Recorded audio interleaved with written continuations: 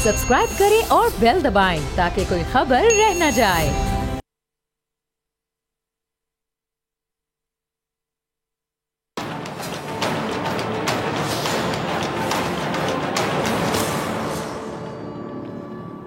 अस्सलाम वालेकुम नाज़रीन, मैं हूं डॉक्टर फिजा अकबर खान और मैं हूं पाकिस्तान और आप देख रहे हैं पाकिस्तान के सबसे बड़े न्यूज़ चैनल का नंबर 1 प्रोग्राम ऐसे नहीं चलेगा।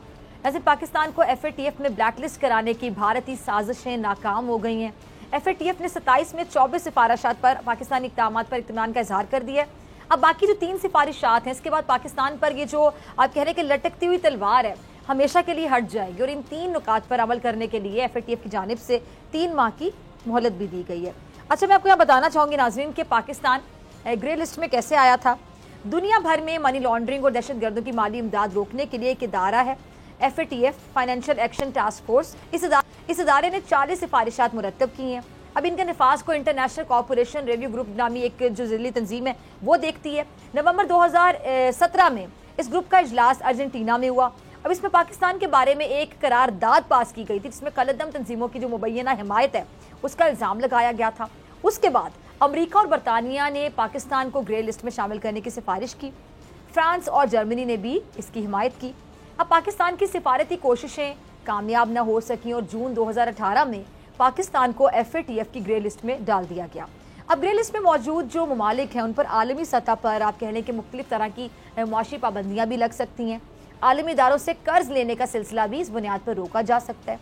अब पाकिस्तान को जब ग्रे लिस्ट में शामिल किया गया था तो पाकिस्तान के माली निज़ाम और कवानीन को FATF की 40 में से 13 सिफारिशात के मुताबिक पाया गया, जबकि जो बाकी 27 सिफारिशात हैं उन पर अमल के लिए पाकिस्तान को वक्त दिया गया। फिर फरवरी 2020 आता है। फरवरी 2020 में फिर जायज़ा हुआ और सिर्फ 14 सिफारिशात पर अमल देखा गया। फिर वक्त मिला कि बाकी की सिफारिशात पर भी अमल कर लें। PTI हुकूमत ने इस हवाले से कानून साजी भी की। अब FATF ने 4 ऐसे शोबों की निशानदेही की जिसमें मजीद काम दरकार था। इस सारी सूरत हाल पे बात करने के लिए मेरे साथ जो मेहमान मौजूद हैं उनका तारुफ करवा लेती हूँ। मौजूद हैं जी माहिर माशियात फ़ारूक सलीम साहब, किसी तारुफ के मोहताज नहीं, बहुत शुक्रिया आपका ज्वाइन करने के लिए। बोल न्यूज़ के senior anchor person Jameel Farooqui, senior anchor person Sama Ghazi, आप दोनों का बहुत शुक्रिया ज्वाइन करने के लिए। कुछ देर के बाद हमें ज्वाइन करेंगे डिफेंस एनालिस्ट, बल्कि हमारे साथ मौजूद है जनरल रिटायर्ड गुलाम मुस्तफ़ा साहब, आपका भी बहुत शुक्रिया जनरल साहब ज्वाइन करने के लिए। सबसे पहले सामा मैं आपकी तरफ आना चाहूँगी। अब ये जो फैसला आया है आप इसे कैसे देखते हैं? मेरे ख्याल से चले एक लिहाज से तो बेहतर हो गया ना कि जो भारत की साजिशें थीं वो तो नाकाम हो गई दोबारा।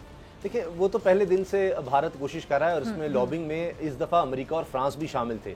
अमेरिका इस लिहाज से कि डैनियल पर्ल केस आया और उसमें अमेरिका जिस तरह का चाहता था कि फैसला आए वो नहीं आया। उसमें जो मेन मुल्जिम था उसको सुप्रीम कोर्ट से भी रिहाई मिल गई, तो वो उस पर अमेरिका ने बड़े तशवीश का इजहार किया। एक ये मामला था। इससे पहले भी अगर आप देखें तो अफगानिस्तान के मामले पर ये कुछ होता रहा है। ये मैं अपनी तरफ से नहीं कह रहा, बातें छपती रही हैं।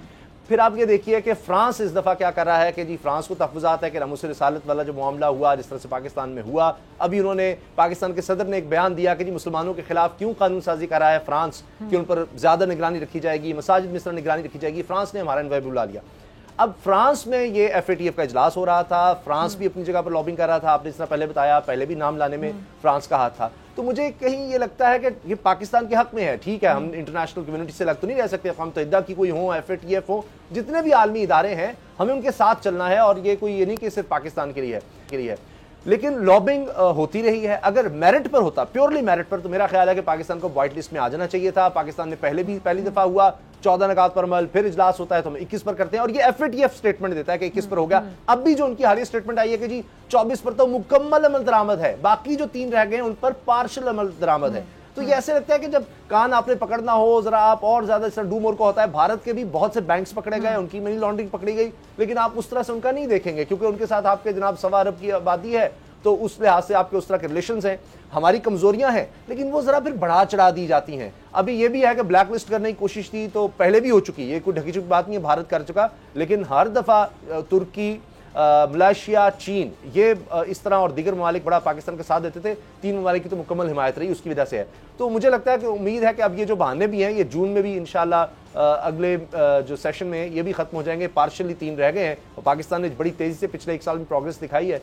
कानून साजी भी इस पर की है और इम्प्लीमेंटेशन भी किया है, अदालती फैसलों का कहा जाता है उस पर भी किया है। बाकी तो वो कह रहे हैं जो फाइनेंशियली फैसले करने थे उन पर तो 9 के 9 पर अमल हो गया। ठीक है जी, फारूक सलीम साहब आपकी तरफ आना चाहूंगी। मुआशी लिहाज से अगर हम देखें तो इसके क्या असरात होंगे पाकिस्तान पर? देखिए, मैं समझता हूँ हमें सारा का सारा फोकस साजिशी थ्योरीज के ऊपर नहीं करना चाहिए। सारा का सारा जोर जो है वो सफारतकारी के ऊपर भी नहीं हो सकता। बहुत सारे मामला जो हैं जो कारकर्दगी के ऊपर, ज़मीनी हक़ाइक़ की कारकर्दगी के ऊपर डिपेंड करते हैं। बहुत सारे जो आलमी इदारे हैं उनकी जो शराइत हैं, उनकी जो कंडीशंस हैं वो बड़ी साफ शफाफ हैं और खुले तौर पे सामने बताई जाती हैं। जून 2018 में जब पाकिस्तान को ग्रे लिस्ट में डाला गया था उस वक्त हमें ये 27 पॉइंट का एक एक्शन प्लान दिया गया था। अब आप अंदाजा कीजिए कि तकरीबन 3 साल होने को हैं और वो 27 पॉइंट में पहले साल में हमने शायद 21 पॉइंट पूरे कर दिए, 6 रह गए थे। अब ये है कि तीसरा साल होने को है, अब बाकी 3 पॉइंट्स रह गए हैं। 24 के ऊपर हमने अमल दरामद जो है वो कर दिखाया है।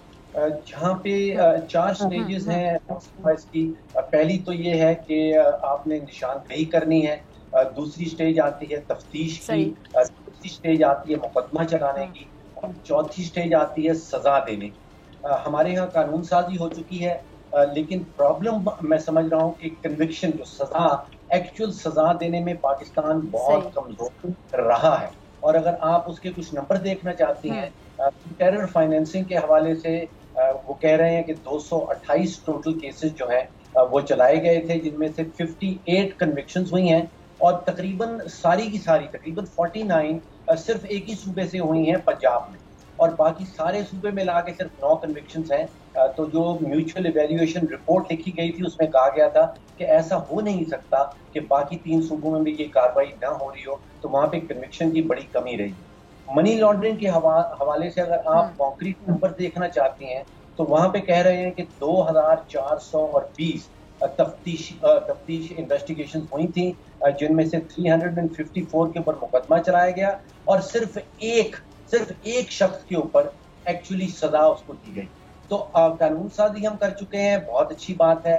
कानून साजी के ऊपर अमल दरामद और फिर कन्विक्शन तक पहुंचना मेन मकसद इस वक्त जो हमारी कमजोरी रह रही है, जिसको FATF वाले कह रहे हैं कि स्ट्रेटेजिक डेफिशिएंसी है, एक हिकमत अमली की एक कमजोरी आ रही है, वो ये है कि आप देख लीजिए कि मनी लॉन्ड्रिंग में असेसमेंट पीरियड जो FATF का था उसमें सिर्फ एक शख्स को सजा मिली है, जबकि हमने मुकदमात चलाए थे कोई 2420। तो हमारी कमजोरी आ रही है अमल दरामद की। ठीक है जी, ठीक है, हमारी कमजोरी वहां पर आ रही है। जना साहब, आपकी तरफ आना चाहूंगी। अब इस मामले को आप कैसे देखते हैं? इस फैसले का पाकिस्तान के दिफाई मामलात पर कोई असर होगा? अगर होगा तो किस हद तक? देखिए, फिलहाल तो जैसे पिछले 2-3 साल से मामलात चल रहे हैं वैसे ही चलेंगे और पाकिस्तान के जो दिफाई मसाइल हैं, ये मामलात हैं, ये जो पाकिस्तान कर रहा है उस पर एज ऑफ नाउ या अगले 6 महीनों में कुछ ज़्यादा मेजर इम्पैक्ट नहीं होगा, क्योंकि जो पहले चीज़ें में नहीं मिल रही थी अभी नहीं मिल रही, आइंदा भी नहीं मिलेगी। और मैं भी देख रहा था हमारे दोस्त जो भी कर रहे थे, बड़ी अच्छी उन्होंने आपको तकरीर दी है, बहुत मेरे ख्याल में ये बड़ी डाटा हमें देखना चाहिए। लेकिन इसकी मुहर्रकात पैदा की कुछ और है। आप देखिए पाकिस्तान का बाजू मरोड़ के पाकिस्तान को ले जा कहाँ पे रहे हैं, ये हमें देखना चाहिए। पाकिस्तान को कहाँ पे खड़ा करके पाकिस्तान से चाहते क्या हैं ये लोग। भारत में समझौता एक्सप्रेस से इंसिडेंट हुआ, फिर पाकिस्तान दिया गया, लोग पकड़े गए, भारत ने इन्वेस्टिगेशन की, लोग पकड़े गए, अदालतों ने बिल्कुल पैसे बरी कर दिया। किसी पूछा उनसे? दुनिया की सबसे ज्यादा लेटेस्ट रिपोर्ट में पढ़ रहा था कि मनी लॉन्ड्रिंग जो दुनिया में सबसे ज्यादा होती है वो अमेरिका में होती है। दुनिया में सबसे ज्यादा ये जो ह्यूमन राइट्स वायलेशन है अमेरिका में होती है। दुनिया का सबसे बड़ा जो कातिल मुल्क है इस वक्त, जिन्होंने मेरा ख्याल है तकरीबन 13-14 लाख मुसलमानों को शहीद कर दिया है, वो फ्रांस था। आज भी जो सेंट्रल आप चले जाएं अफ्रीकन रिपब्लिक में, कांगो में चले जाएं, तो सबसे ज्यादा मजालिम ये लोग उठा रहे हैं। वहां से हीरे जवाहरात निकाले जा रहे हैं, उनको आपस में लड़ाया जा रहा है। 8-10 साल जो और मैं ये आपको अथॉरिटी पे कह रहा हूँ, वहां पर फ्रांस का तो रोल ये है, अगर कहीं अमन होने लगता है तो बीच में आगे कोशिश होती है कि आप दोबारा लड़ें। वो आग बुझने नहीं देते। ठीक है, हम कहाँ पे खड़े हैं पाकिस्तान, नंबर 1। नंबर 2, हम क्यों बात नहीं कर रहे कि हमारा जो अदालती निजाम है जो वो इस कदर पुराना और बसीदा हो चुका हुआ है कि वो अपने वजन तले गिरता जा रहा है उसमें, क्योंकि अब पकड़ के भी लिए हैं, कुछ करके लिए हैं, अदालत में जब बात जाती है, हमने अपने कवानीन को, अपने आइन को इस कदर इनकी हियत बगाड़ दी है कि हमारे जो सो कॉल्ड जो लॉयर्स हैं या कानूनदान हैं, उन सबको पता है कि लूप होल्स कहां पर हैं। वो लूप होल जानबूझ के रखे गए हैं, जहां से सब निकल जाते हैं इस बीच में। देखिए, हमारे अपने खुद रिपोर्ट किया ना हमारे मीडिया ने कि किसी गमले वाले के घर से मतलब 50 करोड़ रुपया निकल रहा है, कभी किसी, और फिर जो मुकदमा चल रहे हैं हमारे। जमील, मैं आपकी तरफ आना चाहूंगी। अब ये जो हुकूमती इक़दाम है, आपको लगता है कि क्या ये जून तक पाकिस्तान को ग्रे लिस्ट से निकाल पाएंगे? क्या देखते हैं आप आगे? देखें फिजा, तमाम पैनलिस्ट की मैं बातचीत सुन रहा था। एक तो हमारे यहाँ कॉन्सेप्ट्स को बड़ा मिसअंडरस्टूड किया जाता है। अगर FATF को बतौर इंटर गवर्नमेंटल ऑर्गेनाइजेशन देखा जाए, इंटर गवर्नमेंटल यानी बैनुल हुकूमती ऑर्गेनाइजेशन, तंजीम या इदारा, 1989 में बना था, 32 साल पुराना इदारा है। G7 समिट के नतीजे में ये मार्ज़े वजूद में आया और इसका काम था मनी लॉन्ड्रिंग के ऊपर काम करना, यानी मनी लॉन्ड्रिंग के इंसदाद के लिए पॉलिसीज मुरत्तब करना। सन 2001 में जब 9/11 हुआ है, उसके बाद इसमें टेरर फाइनेंसिंग के एलिमेंट को भी शामिल कर लिया गया कि अब टेरर फाइनेंसिंग के हवाले से भी इसमें तजावीज़ या जो सिफारिशात हैं वो पेश की जाएंगी। मिसअंडरस्टूड यूं किया जाता है कि कहा जाता है कि 40 सिफारिशात हैं, 40 नहीं है, 40+9 यानी 49 रिकमेंडेशंस हैं FATF की। और हमारे यहाँ एक और चीज बड़ी मिसकॉन्सेप्शन की तरफ ले जाती है। कहा जाता है जी कि व्हाइट लिस्ट में कब जाएगा। भाई कौन सी व्हाइट लिस्ट यार, कौन सी व्हाइट लिस्ट? सिर्फ 2 लिस्ट हैं, एक ग्रे लिस्ट होती है, एक ब्लैक लिस्ट होती है। जो ब्लैक लिस्ट होती है उनका स्टेटस होता है NCCTs यानी नॉन कोऑपरेटिव कंट्रीज या नॉन कोऑपरेटिव टेरिटरीज, NCCTs कहा जाता है। और जो ग्रे लिस्ट होती है उसके अंदर अब कर्जा देने के ऊपर, कर्जा लेने के ऊपर और दीगर तमाम फैसिलिटीज के ऊपर पाबंदियां लगा दी जाती हैं। अब तक जो एज ऑफ नाउ ताज़ा सूरत हाल है, इसके मुताबिक टोटल 18 मुमालिक हैं जो ग्रे लिस्ट में है, 2 मुमालिक हैं जो ब्लैक लिस्ट हुए हैं। हमारे दोस्तों में से अक्सर को शायद हमें भी ना पता हो कि ब्लैक लिस्टेड कंट्रीज कौन से हैं। एक ईरान है, दूसरा शुमाली कोरिया है। बाकी जो मुमालिक ग्रे लिस्ट में हैं उनके ऊपर पाबंदियां हैं। पाबंदियां किस नौइयत की हैं? यानी ये मुमालिक कर्जा नहीं ले सकते, इनको अगर कर्जा मिलता है तो सख्त शरायत होती हैं, इनके ऊपर चेक रखा जाता है, 2 स्टेटसेस दिए जाते हैं। ब्लैक लिस्ट होगा तो उसका फॉर्मल स्टेटस होता है कॉल फॉर एक्शन। इसको गौर से सुनिएगा जरा, कॉल फॉर एक्शन यानी इनके खिलाफ फौरी तौर पर कार्रवाई की जाए, जो ब्लैक लिस्टेड कंट्रीज होती हैं। और जो ग्रे लिस्टेड कंट्रीज हैं उनका स्टेटस होता है मॉनिटर्ड जुरिस्डिक्शन। तो हम ग्रे लिस्ट में हैं, हम उन 18 मुमालिक में हैं, बदकिस्मती से हैं, जो मॉनिटर हो रहे हैं जुरिस्डिक्शन के लिए और इनके ऊपर तमाम तर चेक्स हैं। अब एक और चीज बड़ी इंपॉर्टेंट है फिजा, मैं यहां जरूर शामिल गुफ्तगू करूंगा। टोटल 37 मेंबर हैं इस ऑर्गेनाइजेशन के, FATF के 37। 2 और इदारे हैं जो कि एसोसिएट मेंबर हैं। वो 2 जो इदारे एसोसिएट मेंबर हैं, एक है यूरोपियन कमीशन और दूसरा है गल्फ कोऑपरेशन काउंसिल।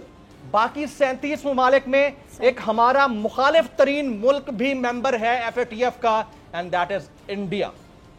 तो इंडिया हमेशा से प्लान करता रहा है पाकिस्तान के मामलात को सबोटाज करके इसको ग्रे लिस्ट में रखने के लिए या ब्लैक लिस्ट करवाने के लिए। हां, अगर आप ग्रे लिस्ट से निकलते हैं तो आपकी पोजीशन सेटिस्फैक्टरी हो जाती है। There is no white list kind of a thing.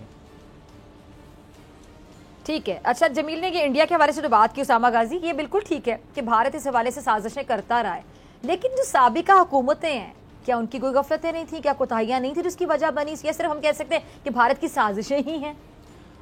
देखिए, अब दुश्मन तो आपकी कमजोरियों से फायदा उठाएगा ना, जहां जहां आप कमजोर होंगे हर उस सतह पर आपको उठाएगा। बड़ी गहरी बात है कि कमजोरी अपनी भी होगी ना तो दुश्मन उससे फायदा उठाएगा और उसको जरा ज्यादा बढ़ा चढ़ा देंगे। बहुत से ममालिक में ये होंगी। मैं ये नहीं कहता कि सारा कसूर हमारा है, हमारी कमजोरियां हैं, इसमें तो कोई शक नहीं है। इसीलिए तो हम जब दूर करते हैं तो उनको मानना भी पड़ता है कि पूरी तरह से हम उस पर अमल कर रहे हैं। लेकिन देखें कि 2008 में भी पाकिस्तान इस तरह से जिसको हम ग्रे लिस्ट कहते हैं उसमें रहा, क्योंकि वो इन्हांस मॉनिटरिंग का शायद टर्म यूज़ की जाती है। वैसे तो कि जी इनकी बड़ी सख्त निगरानी, जिसको हम कह लें सख्त निगरानी में इनको रखा जाएगा, तो उसमें हम आ जाते हैं, उसको फिर आम लफ्ज़ों में ग्रे लिस्ट कहा जाता है। तो अब ये 2008 के बाद 2009 में मुझसे निकलते हैं, 2012 में फिर हमें उसमें लिस्ट में डाल दिया जाता है, इन्हांस मॉनिटरिंग इनकी करेंगे जी। फिर 2015 में बाहर आते हैं, 2018 में फिर पाकिस्तान को डाल दिया जाता है। अब कोई इंडिपेंडेंट तो इस तरह नहीं, या गवर्नमेंट की तरफ से नहीं बताया जाता, लेकिन मेरे पास जो इन्फॉर्मेशन है वो इंडिपेंडेंट थिंक टैंक है, कोई टैब एड लैब, वो कहते हैं, उनका ये दावा है थिंक टैंक का कि जी 38 अरब डॉलर पाकिस्तान को नुकसान हुआ है। अगर देखा जाए जब जब पाकिस्तान ये ग्रे लिस्ट में जाता है, फिर पाकिस्तान की माशी सूरत हाल मुश्किल में आती है। तो इस तरह से फिर आप देख लें कि जब पाकिस्तान को नुकसान होगा माशी तौर पर, तो उसका जाहिर है कि अब जो भी दुश्मन मुल्क होगा वो कहेगा जी इसकी मईशत को ही कमज़ोर किया जाए, किसी तरह इसको पीछे ले जाया जाए। आप जब भी देख लें कि कहीं भी पाकिस्तान को कोई सहूलत मिल रही होती है तो उस पर भारत जरूर वावेला करेगा, जी आप क्या कर रहे हैं, इसके साथ आप इस तरह के ताल्लुकात क्यों बना रहे हैं। हाँ। क्योंकि पाकिस्तान का अमन, पाकिस्तान में कुछ अच्छा हो रहा है, ये भारत को तो बर्दाश्त ही नहीं होता किसी भी। और वो पकड़े भी गए, रंगे हाथों पकड़े डिसइंफुल। तो जहां जहां उसका जोर चलेगा, जहां जहां उसका, हाँ जी, इक़वाम मुत्तहिदा की सतह पर भी आप देख लें। और ये नहीं है कि फिर पाकिस्तान भी ज़ाहिर है स्कोर सेटल करने की कोशिश करता है, जहां पाकिस्तान कर सके कि जी इंसानी हकूक की पामाली जहां जहां भारत कर रहा है वो हम दुनिया के सामने लेकर आते हैं। तो ये अब FATF का जो मामला है, हमें इससे हर सूरत निकलना है, और जितनी जल्दी हो सके निकलना है। उम्मीद तो ये थी, मैंने जितना देखा है, और सोर्सेज ये कहते हैं कि हमारी उम्मीद ये थी कि अगर मेरिट पर फैसला हो तो शायद हम अब ये ग्रे लिस्ट से निकल आते, तो लेकिन अभी नहीं हो सका। अब जून में तो पूरी तरह से उम्मीद है 100% कि पाकिस्तान ये सेटिस्फाई कर देगा। और पाकिस्तान को बहुत ज़्यादा ज़रूरत है, इसलिए कि देखिए पहले ही हम मकरूज़ हैं, कर्जे ले रहे हैं मजीद, पहले कर्जे उतारने के लिए, तो उनमें सहूलतों के लिए फॉरेन डायरेक्ट इन्वेस्टमेंट के लिए भी ये बहुत ज़्यादा ज़रूरी है। अभी भी इसलिए है कि सबको नज़र आ रहा है, वर्ल्ड बैंक है, IMF है, वो सब चल रहे हैं पाकिस्तान के साथ, कि पाकिस्तानी कंप्लाइंट हो जाएगा, वरना खुदा ना खासा तो बहुत ज़्यादा मुश्किल हो जाती है। क्योंकि मेरा ख्याल है 2-3 दफ़ा तो लास्ट वार्निंग पे पाकिस्तान चल रहा है, और अभी भी एक इजलास इसलिए मुलतवी हो गया था कि वो वबा। अब आगे क्या होता है फारूक सलीम साहब, आपको क्या लगता है कि कौन से 3 इक़दामात हैं वो जिन पर हमें जून तक अमल करना है? इस हवाले से आपके पास कोई मालूमात हैं? आप तो गहरी नज़र रखते हैं मैशत पर।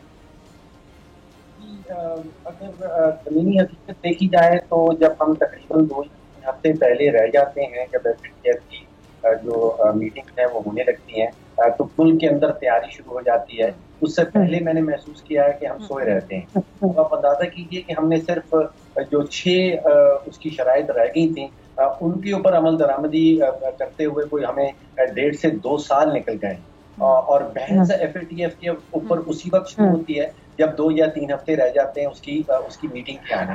नुकसानात ये अभी जैसे अभी जिक्र किया गया कि तकरीबन 3 अरब डॉलर का सालाना नुकसान 2008 से लेकर 2020-21 तक एस्टिमेट किया गया है कि हमें फॉरेन डायरेक्ट इन्वेस्टमेंट कम आई है, हमारी एक्सपोर्ट्स कम हुई हैं। इसमें कोई शक की बात नहीं है कि सरमायाकारी करते हुए ममालिक डरते हैं, आपसे तिजारत करते हुए डरते हैं, क्योंकि आप वो इंक्रीज मॉनिटरिंग के अंडर रह रहे हैं। बहुत सारे फॉरेन बैंक्स पाकिस्तान में जो ऑपरेट कर रहे हैं वो घबरा जाते हैं कि अगर हम ग्रे लिस्ट में हैं और खुदा ना करे कि अगर ब्लैक लिस्ट किया जाता है तो फिर उनके ताल्लुकात जो बाकी दुनिया है उससे क्या रहेंगे।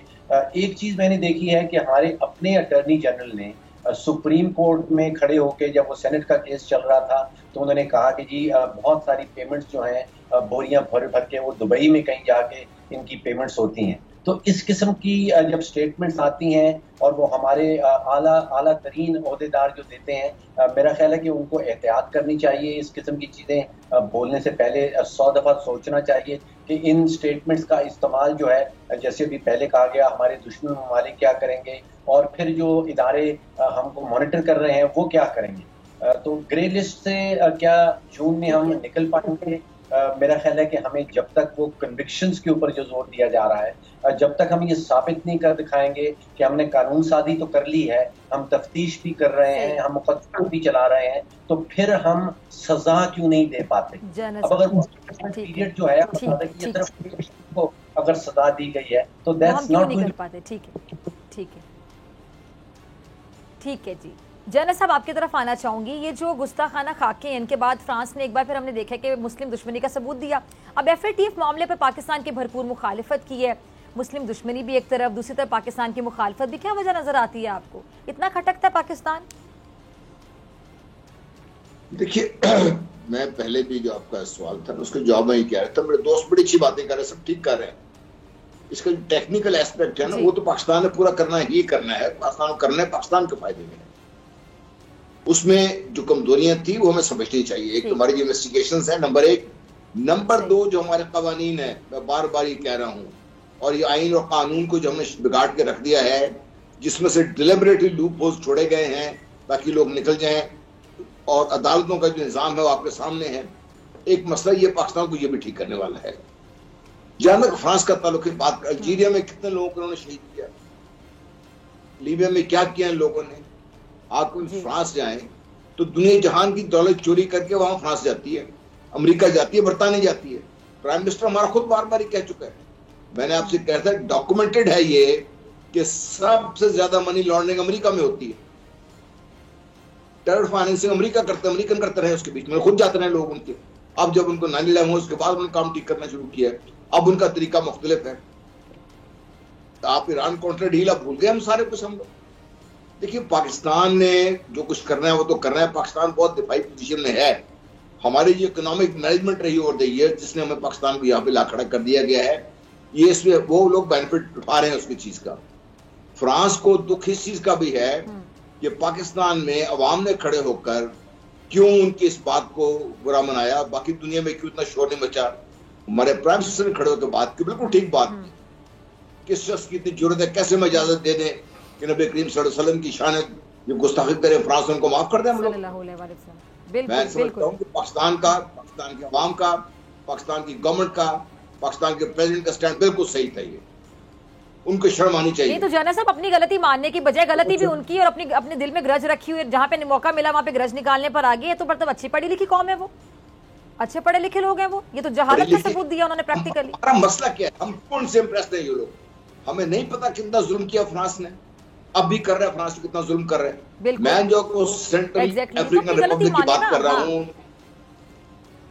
माने इसलिए मानेंगे कि हुकूमत दुनिया पे जो एस्टेब्लिशमेंट हुकूमत कर रही है, जिससे फ्रांस जिसका एक हिस्सा है, बरतानिया जिसका एक हिस्सा है, अमेरिका जिसका एक हिस्सा जो लूट कर रहे हैं लोग, उनके जो मसाइल हैं आप उनको देखें। पाकिस्तान को उस नुक्ता नजर देखते हैं वो, ठीक है। इसलिए पाकिस्तान को कोशिश पूरी करनी है, हमें लॉबिंग पूरी करनी है, ठीक है। लेकिन आप देखिएगा, जून तो आप छोड़ दीजिए, साल के एंड में भी पाकिस्तान को निकालेंगे नहीं ये लोग।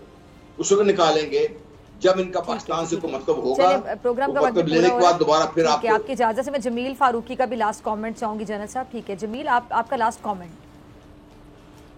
जी, मेरा कमेंट सिर्फ ये है कि जनरल साहब की बात 100% दुरुस्त है।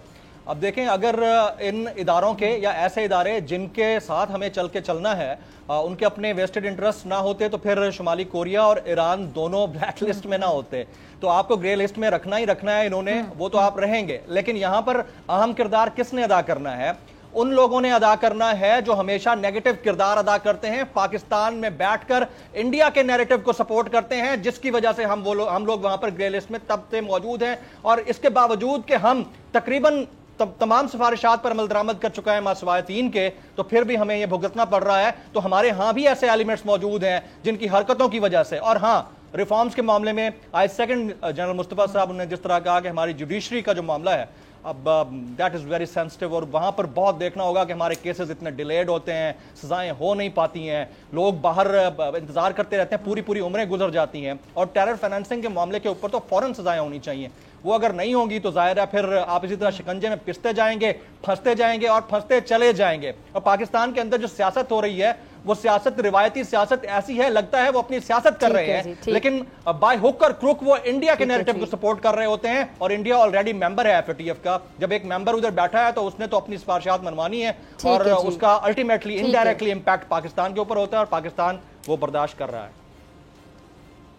ठीक है जी, तमाम मेहमानों का बहुत शुक्रिया। ब्रेक के बाद मेरे साथ मौजूद होंगे बैरिस्टर सलमान अकरम राजा साहब और बाबर डोगर साहब। मिलते हैं ब्रेक के बाद।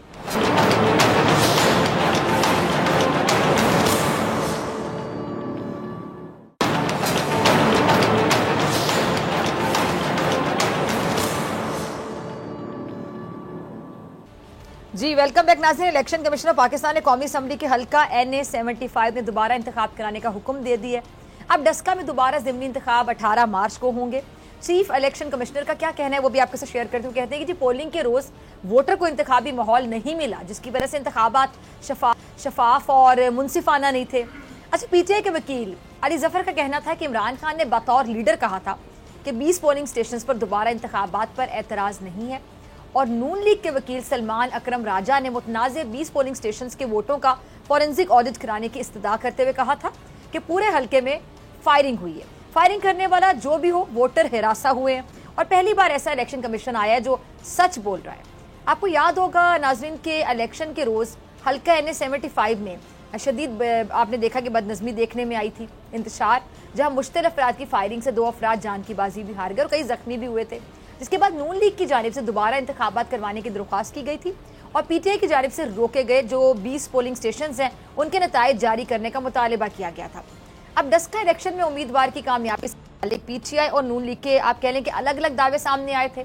जब पार्टियों ने अपनी अपनी जीत का दावा किया था, लेकिन अब ये इंतखाबात दोबारा होंगे। इस पर बात करने के लिए मेरे साथ मौजूद हैं तजियाकार, हमारे बोल्ड के सीनियर एंकर पर्सन एनालिस्ट भी हैं बाबर डोगर साहब, बहुत शुक्रिया आपका ज्वाइन करने के लिए। मुस्लिम लीग नून के वकील बैरिस्टर सलमान अकरम राजा साहब, आपका भी बहुत शुक्रिया ज्वाइन करने के लिए। पहले मैं सलमान अकरम राजा साहब आपकी तरफ आना चाहूँगी। मैं आपसे जानना चाह रही हूँ कि अब ये जो दोबारा इंतखाबात कराने का फैसला आया है, इस पर आप खुश हैं, मुतमईन हैं, सेटिस्फाइड हैं, या अभी भी कोई गिला शिकवा? जाहिर है यही हमारी इस्तदाद थी कि हल्के में जो इलेक्शन है वो एक साजिश के तहत उसको उस पर असरअंदाज होने की न सिर्फ कोशिश की गई बल्कि वो कोशिश कामयाब भी हुई। जिस तरह वहाँ पे पुलिस अफसरान को तैनात किया गया जिनके हवाले से इलेक्शन कमीशन का हुक्म था कि इनको बाहर रखा जाए, इलेक्शन कमीशन के अहकामात की पासदारी नहीं की गई, एक शख्स जिसको हटाने का कहा गया उसका नाम बदल कर उसको दोबारा वहाँ पर अपॉइंट किया गया, फिर 20 प्रिजाइडिंग अफसर जिस तरह गायब हो गए, माँ अपने अमले के पुलिस एस्कॉर्ट के पूरी रात वो गायब रहे, उनके वायरलेस सेल फोन सब बंद रहे। अगले दिन जब वो आए तो रिटर्निंग अफसर ने कहा कि जब मैंने उनसे बात की तो वो खौफजदा थे, दहशत ज़दा थे। तो ये क्या हुआ? ये तो इलेक्शन नहीं है। इसमें नजर ये आ रहा था कि किसी एक बिल्कुल मनसूबाबंदी के तहत वहाँ पे अफसरान को लगाया गया। उन अफसरान ने तमाम दिन फायरिंग होने दी, पोलिंग स्टेशंस पर लोगों का हुजूम होता था, उनको अंदर नहीं जाने दिया गया। इससे ये हुआ कि बाज़ पोलिंग स्टेशंस पे टर्न आउट 18% है, साथ वाले पोलिंग स्टेशन पे 56% है। तो पूरा जो एक ये निज़ाम था ये अफरा तफरी के हाथों तमाम दिन अफ्तर रहा। तो ये तमाम मामलात देखते हुए इलेक्शन कमीशन ऑफ पाकिस्तान ने यह बेहतर समझा है कि जमहूरियत के लिए ये बेहतर होगा कि एक दोबारा इलेक्शन हो और शफाफ इलेक्शन हो। ये अफसरान जिन्होंने ये तमाम जो एक साजिश थी इस पर अमल किया, उनके खिलाफ कोई तादीबी कार्रवाई की जाए। ठीक है जी। अच्छा, आपकी तरफ आना चाहूँगी डॉक्टर साहब, आप कैसे देखते हैं इस पूरे मामले को, इलेक्शन कमीशन के इस फैसले को, खासतौर पे कि जी ये जो जिन 20 पोलिंग स्टेशन के नताइज मशकूक थे उन्हीं पर दोबारा पोलिंग हो जाती तो काफ़ी नहीं था क्या? पहली बात तो ये कि ये बड़ी ज़बरदस्त बात है कि इलेक्शन कमीशन ने अपनी कॉन्स्टिट्यूशनल जो इख्तियारात है उसको इस्तेमाल किया। आर्टिकल 220 जो है उसका भरपूर इस्तेमाल किया और ब्यूरोक्रेसी के खिलाफ सख्त एक्शन लेने का फैसला किया है, जिन्होंने इवन इलेक्शन कमीशन की फोन तक सुना गवारा नहीं किया। जहां तक 20 पोलिंग स्टेशन की बात है, वो ये चीज़ ये तो कुछ समझ नहीं आ रही थी। देखिए 18 तारीख को दोबारा इलेक्शन होना है, 20 पोलिंग स्टेशन में 8-10 हज़ार वोट होंगे, सारा इलेक्शन का रिजल्ट गवर्नमेंट के सामने है, उनको पता है कि कितने वोट जीतने के लिए चाहिए, तो वो बड़े आराम से इन चीज़ों को मैनेज कर सकती थी 10-15-20 पोलिंग स्टेशन को। तो ये इलेक्शन सारे हल्के में होना चाहिए था, क्योंकि सारा दिन फायरिंग होती रही, वोटर्स को हरासा किया गया, वोटर बेचारा डर के घर चला गया। जिस तरह सलमान साहब कह रहे हैं कि कहीं पे टर्नआउट 18% है, कहीं पे 50% है, तो ये कोई इक्वल अपॉर्चुनिटी नहीं है, ये कोई ट्रांसपेरेंट पोलिंग नहीं हुई। तो होना तो यही चाहिए था कि सारा इलेक्शन दोबारा होना चाहिए था। लेकिन सलमान साहब एक अहम पॉइंट जो है वो ये है कि गवर्नमेंट ने फैसला किया कि इसको वो सुप्रीम कोर्ट में चैलेंज करेगी या हायर कोर्ट में चैलेंज करेगी। मेरी इलेक्शन कमीशन के कई लोगों से बात हुई, उनका ये शिकवा है कि इलेक्शन कमीशन जब भी अपने आईनी इख्तियारात इस्तेमाल करता है, मतलब माजी में बेताशा लोगों को उन्होंने डिस्क्वालीफाई किया फेक डिग्रीज पे, लेकिन वो सुप्रीम कोर्ट में जाके या स्टे ले जाते हैं या वहाँ से फैसले तब्दील हो जाते हैं। तो अब गवर्नमेंट फिर सुप्रीम कोर्ट जा रही है, तो अगर इस तरह से इलेक्शन कमीशन की कोई के फैसले चैलेंज होते रहे और वहां पर स्टे ऑर्डर्स आते रहे तो फिर इलेक्शन कमीशन अपनी रिट किस तरह से मेंटेन कर सकेगा? इस पे आप इसको किस तरह से सलमान साहब कैसे देखते हैं आप? उन्होंने अच्छा एक सवाल उठाया जी। देखिए, जाहिर है कि अदालत आलिया का, अदालत उज़्मा का ये इख्तियार तो है कि वो नजरसानी करे, लेकिन उम्मीद यही की जानी चाहिए कि हद्दुल इम्कान इलेक्शन कमीशन के फैसलों को बरकरार रखा जाएगा। आप ठीक कह रहे हैं, इसी तरह इदारे जो हैं कायम होते हैं, उनका जो वकार है वो बनता है। दीगर ममालिक में जहाँ इलेक्शन कमीशन बावकार समझे जाते हैं, उसकी वजह ही ये है कि उनके फैसलों को बहुत ताज़ीम से देखा जाता है, क्योंकि वो मामलात को समझते हैं। ये कोई खालिस्तान एक कोई फौजदारी मुकदमा या सिविल का मुकदमा नहीं है। वहाँ उमूमी हालात की क्या नौयत थी, उससे क्या तासुर लिया गया, ये वो मामलात हैं जिनके तहत इलेक्शन कमीशन या जिनको सामने रखते हुए इलेक्शन कमीशन फैसला करता है। तो अब देखेंगे आगे बात कैसे चलती है, लेकिन इख्तियार तो बाहर होता है। सलमान साहब, एक और अहम चीज है, एक आईनी पिटीशन भी चल रही है। प्रेसिडेंट ने एक पिटीशन जो है वो की हुई है, सुप्रीम कोर्ट में रेफरेंस भेजा हुआ है कि जनाब सेनेट में जो वोटिंग प्रोसेस है उसको आज़ादाना होना चाहिए, ताकि ट्रांसपेरेंसी भी हो, ताकि करप्शन जो है उससे इसको पाक किया जाए सारे प्रोसेस को। दूसरी तरफ ये डस्का का इलेक्शन आ गया और उसमें आपने देखा कि सारा कुछ ही वॉयलेट हो गया। अब ये सारे दोनों सिनेरियोज को देखो कि एक तरफ गवर्नमेंट ये चाह रही कि इलेक्शन को फ्री करवाएं और दूसरी तरफ वही गवर्नमेंट जो है वहाँ पर सारी इंतजामी मशीनरी जो है वो इंगेज की हुई है। तो ये दो अमली नज़र नहीं आ रही कि एक तरफ आप चाह रहे हैं कि ट्रांसपेरेंसी और दूसरी तरफ सारे सिस्टम को वॉयलेट किया जा रहा है। आई थिंक आपके सवाल में खुद ही जवाब मौजूद है कि जिसका जहां दाव लगता है वो लगाने की कोशिश करता है, चलाने की कोशिश करता है। हमें सबको, मैं समझता हूँ, अब शफाफियत और जमहूरियत के साथ खड़ा होना चाहिए।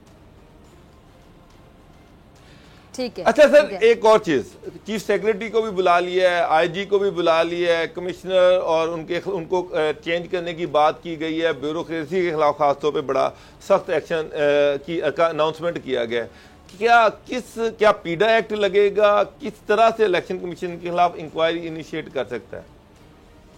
जी, इलेक्शन कमीशन के बहुत वसी इख्तियारात हैं। देखिए, हुआ उस दिन यही ना कि जिन पुलिस अफसरान को हटाने का हुक्म दिया गया था, क्यों वो पुलिस अफसरान नहीं हटाए गए, इसका जवाब तो जाहिर है आईजी साहब को ही देना है।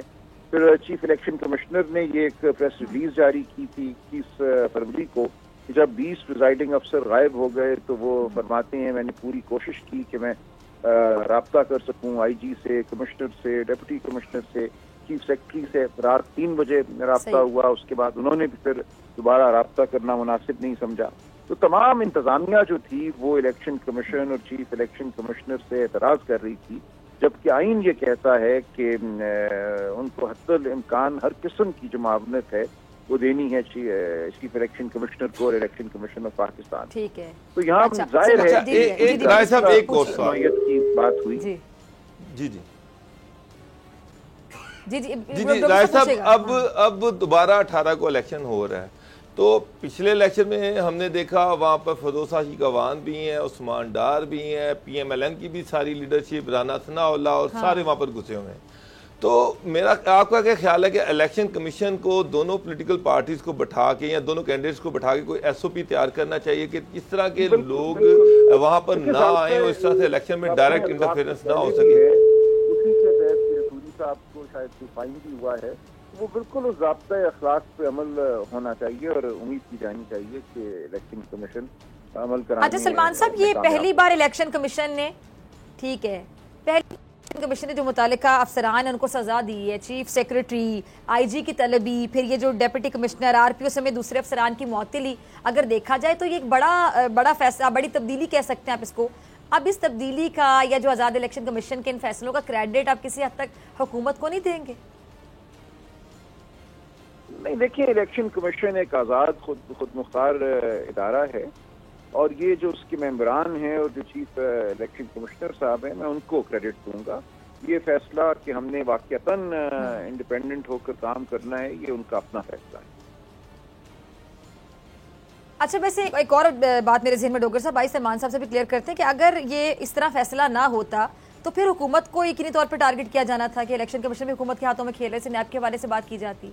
देखिए आजाद नहीं होना, तो ऐसे ये आप मेरा सवाल समझ रहे हैं? इसमें मेरा जाती ख्याल है कि इलेक्शन कमीशन एक आईनी इदारा है, आईनी ताकत है। तो आर्टिकल 218(3) बड़ा क्लियर है। हाँ। इतनी अख्तियारात के बावजूद जो कुछ दस्का में हुआ, हाँ। अगर इलेक्शन कमीशन कुछ भी ना करता तो फिर मेरा ख्याल है कि एक सवाल ये पैदा होता है कि इलेक्शन कमीशन की हमें जरूरत क्यों है। हाँ। अगर इसी तरह के इलेक्शन करवाने तो वो फिर डिस्ट्रिक्ट इंतजामिया या मुतलका कमिश्नर ही करवा दिया करे, फिर इलेक्शन कमीशन क्या लेने बैठा हुआ है।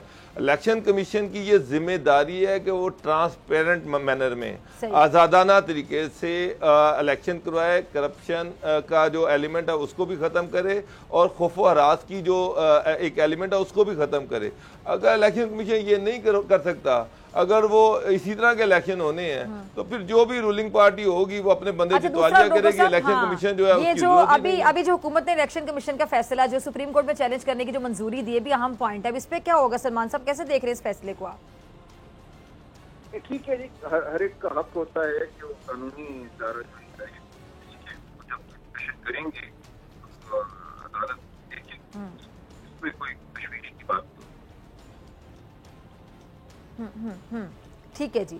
अच्छा डॉक्टर साहब, ये जो अभी डस्का में कशीदगी का माहौल हुआ है, मुस्लिम नून तहरीक इंसाफ एक दूसरे पर बाकायदा इल्जामात लगाती रही हैं, अब दोबारा होने वाले इंतखाबात में आपको लगता है कि जो इलेक्शन कमीशन है उस पर ज़्यादा जिम्मेदारी आयद होती है? शफाफ या पुरअमन माहौल मुहैया करने में इलेक्शन कमीशन कामयाब हो सकेगा, और अगर नहीं तो फिर कितना बड़ा सवालिया निशान होगा और किस तरह होगा? देखिए, अभी सलमान राजा साहब ने कहा है कि ज़ाब्ता इखलाक जो है इस पे अमल दरामद होना चाहिए। बिल्कुल होना चाहिए। ये अमल दरामद, मेरा ख्याल था कि ये पहले ही अमल दरामद हो जाना चाहिए था, बल्कि मैं तो बड़ा क्रिटिकल रहा हूँ कि इलेक्शन कमीशन शायद सोता रहा। उनके पास सारी एजेंसीज की रिपोर्ट थी और सारा सिनेरियो सामने था, जिस तरह से कशीदगी बढ़ रही थी, तो इनको चाहिए था कि ये रोकते, ये फरदौसा चीकवान को रोकते, ये उस्मान डार को रोकते, राना सनाउल्लाह को रोकते, कि ये सारे जो लोग हैं ये वहां पर ना जाएं। इनका वहां पर जाने का कोई मकसद नहीं मुझे नजर आ रहा। होना तो ये चाहिए था सिर्फ कैंडिडेट्स होते, कैंडिडेट्स अपना इलेक्शन कॉन्टेस्ट करते, बाहर से इस तरह की जो चीजें थी, इस तरह के जो एलिमेंट्स हैं उनको वहां पर सख्ती से पाबंदी होती कि वो वहां पर नहीं जा सकते। और जो इंतजामिया थी उस वक्त इलेक्शन कमीशन को चाहिए था वो पहले ही उनको वार्निंग दे देता। बल ये बहुत सारी चीजें थी जिस पे इलेक्शन कमीशन को पहले एक्शन लेना चाहिए था, लेकिन वो नहीं ले सका। तो अब बाल जो बाद में उन्होंने एक्शन लिया उसको भी बड़ा ज़बरदस्त है, और ये इसका सारा इम्पैक्ट जो है ना वो पूरे पाकिस्तान के इलेक्शन में जाएगा। बिल्कुल, बिल्कुल। ये नहीं है कि जो भी गवर्नमेंट बैठी हुई है वो इस तरह करे और बाद इलेक्शन जीत के वो बाद में जनाब जो है एक आम तासुर है कि जी आप ट्राइब्यूनल में चल जाए, जहाँ पे 5-5 साल केसेस चलते रहते हैं और उसका अल्टीमेटली रिजल्ट कुछ भी नहीं निकलता। अच्छा सलमान साहब, आखिरी सवाल पे मुझे आप दोनों का शुक्रिया अदा करें। जो कानूनी नुक्ता नजर से एक अहम सवाल मेरे जहन में आया कि अगर सुप्रीम कोर्ट ने इलेक्शन कमीशन का फैसला कलअदम हो गया तो फिर इस इंतखाबी मार्के का फाते कौन होगा, रिजल्ट कैसे तैयार होगा, फिर ये जो मुतनाज़े 20 पोलिंग स्टेशंस हैं उन पर वोटिंग होगी? देखिए, डिपेंड करेगा क्या फैसला आगे आता है, इसी फैसले को बहाल रखा जाता है, दूसरा फैसला होता है, वापस इलेक्शन कमीशन के पास बात आती है। मतलब अगर कलअदम हो जाता है फिर क्या होता है इन दैट केस के? अगर कलअदम हो जाता है कुछ कहना मुमकिन नहीं है कि क्या फैसला होगा आगे अदालतों में।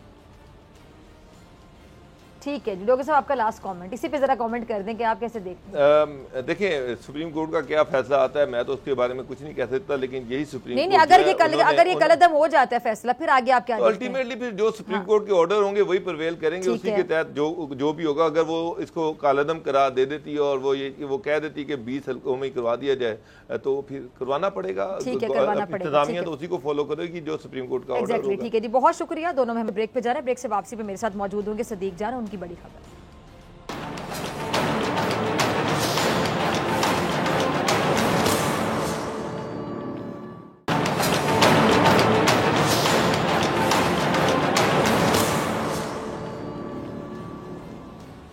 वेलकम बैक नाज़रीन, हमेशा की तरह मेरे साथ मौजूद हैं इस सेगमेंट में सदीक जान अपनी बड़ी खबर के साथ। सदीक, क्या है आपकी बड़ी खबर? इन्हीं तौर पे आप ये जो NA-75 डस्का धांधली केस में जो बड़ा फैसला आया है इस हवाले से बात करना चाहेंगे जी, मजीद रोशनी डालिएगा। जी बिल्कुल, दोनों खबरों पर बात करेंगे। आज हमने सुप्रीम कोर्ट ऑफ पाकिस्तान की भी हेयरिंग अटेंड की और उससे पहले इलेक्शन कमीशन ऑफ पाकिस्तान में आज जो समाअत हुई और फिर फैसला आया उसको भी कवर किया है। सुप्रीम कोर्ट की पहले बात कर लेते हैं कि सुप्रीम कोर्ट में आज फैसला महफूज हो गया है अब वो फैसला किसी भी वक्त सुना दिया जाएगा, कल भी सुनाया जा सकता है, परसों भी सुनाया जा सकता है, नेक्स्ट वीक भी ये फैसला आ सकता है। मुझे लगता है यही है कि 1 मार्च से पहले ये फैसला आ जाएगा। उसकी रीज़न ये है कि इस फैसले के बाद ही इलेक्शन कमीशन ऑफ पाकिस्तान ने बैलेट छापने हैं, तो इसलिए उम्मीद है कि अगले 3 से 4 रोज़ में किसी भी वक्त ये फैसला आ जाएगा। और आज भी चीफ जस्टिस पाकिस्तान के इंपॉर्टेंट रिमार्क्स थे। उन्होंने कहा सब ये मानते हैं कि सेनेट इलेक्शन में धांधली होती है, सब ये मानते हैं खरीदो फरोख्त होती है, सब जमातें करारदादें पास कर चुकी हैं, सब इल्ज़ामात लगा चुकी हैं, सब इंकशाफात कर चुकी हैं, लेकिन बिस्मिल्लाह करने को कोई तैयार नहीं है, कोई इसमें इस्लाहात को तैयार नहीं है, कोई तरमीम करने को तैयार नहीं है, कोई करप्शन रोकने करप्शन का रास्ता रोकने के लिए इक़दाम करने को तैयार नहीं है। साथ ही आज सुप्रीम कोर्ट में एक बार फिर यही हुआ कि जो मेन सबूत है कि किसी ने पैसे लेके वोट डाला या नहीं डाला, वो बैलेट है। अगर बैलेट ही नहीं देख सकते तो फिर आप चोर को कैसे जो है वो पकड़ सकते हैं। आज सुप्रीम कोर्ट ने इस एतराज़ को तो मुस्तरद कर दिया जो कहा जा रहा था कि ये एक सियासी नोयत का सवाल है। तो सुप्रीम कोर्ट ने कहा कि अब हम सदर पाकिस्तान को बुलाकर ये तो नहीं पूछ सकते कि ये आपने अवामी नोयत का, अवामी जो मफाद के मामले का सवाल था वो भेजा है, आईनी सवाल भेजा है, या ये सियासी सवाल था। और उन्होंने कहा हम जो भी फैसला देते हैं उसकी पोलिटिकल इम्प्लीकेशंस होती हैं, लिहाजा सुप्रीम कोर्ट इस तरह के मामलात में राय देने की पाबंद है और हम अपनी राय जो है वो सदर पाकिस्तान को देंगे। अब ये फैसला महफूज हो गया है, देखते हैं ये फैसला कब आता है। दूसरी तरफ NA-75 बहुत बड़ा फैसला, बहुत बड़ा कदम, बहुत बड़ा एक्शन हैरानकुन तौर पर इलेक्शन कमीशन ऑफ पाकिस्तान ने लिया। ना सिर्फ ये कि इलेक्शन का लदम करार दे दिया, बल्कि आपने देखा कि पूरी एक फहरिस्त है ब्यूरोक्रेट्स की, चाहे वो DPO हों, कमिश्नर हों, असिस्टेंट कमिश्नर हों, बहुत से ब्यूरोक्रेट्स को, जिम्मेदारान को बरतरफ किया गया है, ओहदों से हटाया गया है, और कमिश्नर और RPO को जो है वो इस डिवीजन से जो है वो निकालने का और उनको जो है कहीं और उनकी तकर्री का जो है वो हुक्म दिया गया है, तहकीकात का भी हुक्म दिया गया है, कार्रवाई का भी ऐलान किया गया है। साथ ही आज बैरिस्टर अली जफ़र पेश हुए तहरीक इंसाफ की जानिब से। उन्होंने अदालत को ये कहा कि जो कुछ सलमान अकरम राजा साहब कह रहे हैं ये सुनी सुनाई बातें हैं, ये इल्ज़ामात हैं, इन इल्ज़ामात की तहकीकात होनी है। जब तक तहकीकात ना हो तब तक इलेक्शन कमीशन ऑफ पाकिस्तान किसी नतीजे पर नहीं पहुँच सकता। उन्होंने कहा कि ये कह रहे हैं कि जो वहाँ पर फायरिंग होती रही है, कौन किसको पता कि फायरिंग करने वाले कौन थे, तहरीक इंसाफ के थे, PMLN के थे। और साथ ही बैरिस्टर अली जफ़र साहब ने कहा कि ये जब तक इसकी तहकीकात नहीं होती, अगर आज इलेक्शन कमीशन ऑफ पाकिस्तान इसका पूरे हल्के का इलेक्शन का लदम कर देगा, कल को हर उम्मीदवार 8-10 जगहों पे फायरिंग करवाएगा, वीडियोस बना के रख लेगा, इलेक्शन हारेगा, वीडियोस दिखा देगा, कहेगा यहाँ पे तो बहुत फायरिंग हुई है, बहुत खौफ राज था। दूसरा बैरिस्टर जो अली जफ़र साहब है, उन्होंने कहा कि इनकी अपनी जो 2 दरखास्तें हैं, उन दोनों दरखास्तों में एक 3/35 मिनट की है, एक 5/19 मिनट की है। दोनों दरखास्तों में इन्होंने कहा हुआ है कि हमें 337 पोलिंग स्टेशन के रिजल्ट के ऊपर कोई एतराज़ नहीं है। अब इन्होंने एक नई कहानी बनाई है, उस कहानी को बनाकर और ये अब एक साजिशी थ्योरी इन्होंने तैयार की है जिसके जरिए ये इलेक्शन को कलअदम कराना चाहते हैं, गो कि वो फिर कामयाबी हो गए। लेकिन बैरिस्टर अली जफ़र साहब का ये कहना था कि जब तक ये इस कहानी जो इन्होंने बनाई है इसके सबूत फराहम नहीं करते तब तक ये हकीकत का रूप नहीं धार सकती। उन्होंने आज कहा कि 3 मौके के ऊपर कहा जाता है कि सबसे ज्यादा झूठ बोला जाता है, एक जब कोई शिकार करके आ रहा होता है, एक जंग के दौरान, और एक जब कोई इलेक्शन हार जाता है। तो उन्होंने कहा ये सियासी बातें हैं, ये मीडिया की बातें हैं, ये टॉक शोज की बातें हैं जो सलमान अकरम राजा साहब यहाँ पर कर रहे हैं, जिनका हकीकत से कोई तल्लुक नहीं है। लेकिन बैरिस्टर अली जफ़र साहब के दलाइल इलेक्शन कमीशन ने नहीं माने, तो ही नून लीग के हक में ये फैसला हुआ है। अब तहरीक इंसाफ इस फैसले को सुप्रीम कोर्ट ऑफ पाकिस्तान में चैलेंज करने जा रही है। सुप्रीम कोर्ट इस हवाले से इस केस को सुनकर फैसला करेगी। लेकिन दूसरी तरफ 18 मार्च को अब पोलिंग का ऐलान कर दिया गया है। आप एक बार फिर देखेंगे कि डस्का ही फोकस रहेगा, गहमा गहमी रहेगी, और साथ ही अगले चंद रोज़ में आप देखेंगे कि बड़े बड़े जो फैसले हैं और वो आने हैं, जैसे सुप्रीम कोर्ट ऑफ पाकिस्तान का फैसला आइंदा की सियासत का तयन करेगा। और आज नून लीग की जानिब से जो फतह का ऐलान किया गया है, जो जश्न मनाया जा रहा है कि धांधली जो है वो साबित हो गई है और जो है वो हमारा बयानिया दुरुस्त साबित हुआ है, गो कि आज के इलेक्शन का 2018 के इलेक्शन से कोई मुआवजा नहीं हो सकता। और ये भी हमने देखा कि फौज के न होने की वजह से 2 जानें चली गई, इलेक्शन पुरअमन नहीं हुआ, वहाँ पर जो वहाँ पर जो कुछ हुआ, वहाँ फायरिंग हुई, बदअमनी हुई, ये सारी चीज़ें इस वजह से थी क्योंकि फौज इस इलेक्शन में नहीं थी और ये पुलिस ही ये इलेक्शन की सिक्योरिटी के फ़राइज़ सर अंजाम दे रही थी। आज इसके अलावा जो तहरीक इंसाफ है उनकी जानिब से अली असद मलिक साहब ने यह भी एतराज़ उठाया था कि जो नून लीग की जानिब से फॉर्म 45 दिए गए हैं, इनके बारे में भी जब तक तस्दीक नहीं कर ली जाती कि आया ये फॉर्म 45 दुरुस्त हैं या दुरुस्त नहीं है, तब तक इलेक्शन कमीशन ऑफ पाकिस्तान कोई फैसला नहीं कर सकता। साथ ही ये भी कहा गया था कि एक तरफ तो 20 पोलिंग स्टेशन जो बहुत दूर थे धुंध भी थी, मौसम खराब था, तमाम मामला थे। उनको कहा जा रहा है कि ये 20 पोलिंग स्टेशन वाले क्यों लेट आए हैं। दूसरी तरफ वो पोलिंग स्टेशन जो आरओ के दफ्तर से 500 गज के फासले पर था, जहां वॉकिंग डिस्टेंस था, जहां से पैदल आया जा सकता था, उसका रिजल्ट भी इलेक्शन कमीशन ऑफ पाकिस्तान का वो जो रिटर्निंग ऑफिसर था उसके पास रात के 1:45 बजे आया है। ये सारे उनके दलाइल थे। अब देखते हैं कि मामलात किस तरफ जाते हैं, सुप्रीम कोर्ट क्या फैसला देती है। अब दोनों इश्यूज जो है वो सुप्रीम कोर्ट में, ये भी फैसला कि सेनेट की जो बैलेटिंग होगी, वोटिंग होगी, वो खुफिया होगी या ओपन होगी, ये भी सुप्रीम कोर्ट फैसला करेगी। और साथ ही ये जो मामला है NA 75 ये भी सुप्रीम कोर्ट में जा रहा है। तो आने वाले दिन लगता है सुप्रीम कोर्ट के हवाले से बहुत इंपॉर्टेंट है। 7 यकम मार्च से जस्टिस काजी फैसल साहब की नजरसानी जो दरखास्त है उसकी भी समाअत शुरू होने जा रही है। तो सुप्रीम कोर्ट आने वाले दिनों में बहुत अहमियत इख्तियार कर जाएगी खबरों में। वैसे तो जाहिर है वो बहुत इंपॉर्टेंट इदारा है पाकिस्तान का, तो इंशाल्लाह हम उसको कवर करेंगे और जो है अपने नाज़रीन को बताते रहेंगे। ठीक है सदीक जान, बहुत शुक्रिया आपकी बड़ी आपके तजिए के लिए। और नाज़रीन, पैमरा चेयरमैन सलीम बेग अब तक अपनी हटधर्मी पे कायम है, किसी इदारे की जानिब से कोई नोटिस नहीं लिया गया है। और मेरी आज भी चीफ जस्टिस पाकिस्तान से मुतल्लिका हुकाम से गुजारिश है कि उस शख्स को जो कि चेयरमैन पैमरा सलीम बेग, उसे फौरन उसके ओहदे से हटाया जाए और उस ओहदे पर किसी अहल शख्स को मेरिट की बुनियाद पर लाया जाए, बिठाया जाए। प्रैक्टिकल एग्जाम्पल सेट कीजिए कि नया पाकिस्तान है, यहाँ पे मेरिट की धज्जियाँ ऐसे नहीं उड़ाई जाएंगी, यहाँ ऐसे नहीं चलेगा। इसी के साथ डॉक्टर फिज़ा अकबर खान को दीजिए इजाज़त। साथ मुलाकात होगी इंशाल्लाह कल सेम टाइम सेम चैनल। अगर ज़िंदगी ने वफा की दुआ में याद रखिएगा, अपना बहुत ख्याल रखिएगा। अल्लाह ने के